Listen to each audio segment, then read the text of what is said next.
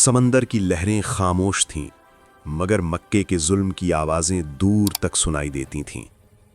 ये वो रातें थीं जब ईमान जुर्म बन चुका था और मुसलमान सिर्फ इसलिए मारे जा रहे थे क्योंकि वो कहते थे अल्लाह एक है। ये इस्लाम की वो घड़ी थी जहां तलवारों का जवाब तलवार नहीं बल्कि हिजरत थी। मक्का में रहना अब मुमकिन न रहा था। गुलाम, कमज़ोर औरतें और वो जिनके पास कोई कबीला न था, सब जुल्म की आग में जल रहे थे। इसी अंधेरे में रसूल अल्लाह सल्लल्लाहु अलैहि वसल्लम ने एक ऐसा रास्ता बताया जो इंसानी तारीख में अदल की मिसाल बन गया। ये इस्लाम की पहली हिजरत थी। लोग अपने घर छोड़ रहे थे, माँ बाप छोड़ रहे थे, तिजारत और ज़मीन छोड़ रहे थे। समंदर उबूर किया जा रहा था, इस यकीन के साथ कि अगर अल्लाह साथ हो तो अजनबी ज़मीन भी महफूज हो जाती है। कुरैश ये सब बर्दाश्त न कर सके।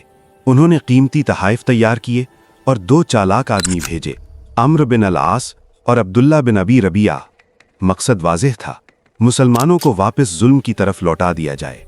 नजाशी ने दरबार लगाया, मगर एक आदिल बादशाह था। उसने कहा, मैं फैसला सुने बगैर नहीं करूंगा।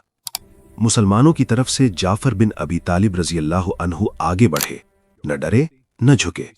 उन्होंने कहा, हम जाहिलियत में थे, बुतों को पूजते थे, कमजोरों पर जुल्म करते थे। फिर अल्लाह ने हम में एक रसूल भेजा जिसने हमें सच बोलना, अमानत अदा करना और एक अल्लाह की इबादत सिखाई। आप सल्लल्लाहु अलैहि वसल्लम ने फरमाया, हबशा चले जाओ, वहां एक बादशाह है जिसके यहाँ किसी पर जुल्म नहीं होता। ये फैसला गैर मामूली था। मुसलमान एक ईसाई बादशाह के मुल्क जा रहे थे। ना वहां इस्लाम की हुकूमत थी, ना मुसलमान फौज, ना ताकत, सिर्फ एक उम्मीद, अदल। फिर जाफर ने सूरत मरियम की आयात तिलावत की। जब मरियम और ईसा अलैहिस्सलाम का जिक्र गूंजा, दरबार खामोश हो गया। नजाशी की आंखों से आंसू बहने लगे। उसने कहा, ये और ईसा की तालीम एक ही नूर से निकली हैं। उसने कुरैश के तहाइफ वापस कर दिए और ऐलान किया, मुसलमान मेरी जमीन पर मुकम्मल महफूज है। अगले दिन कुरैश ने आखिरी वार किया, ईसा के बारे में सवाल उठाया। मुसलमान ना बदले ना घबराए। उन्होंने वही कहा जो कुरान कहता है।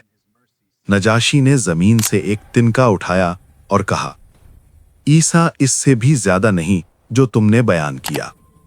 यूं एक गैर मुस्लिम बादशाह कुरान के हक में खड़ा हो गया। ये हिजरत हमें सिखाती है कि जब ईमान सच्चा हो तो अल्लाह मदद ऐसी जगह से भेजता है जहां से कोई सोच भी नहीं सकता।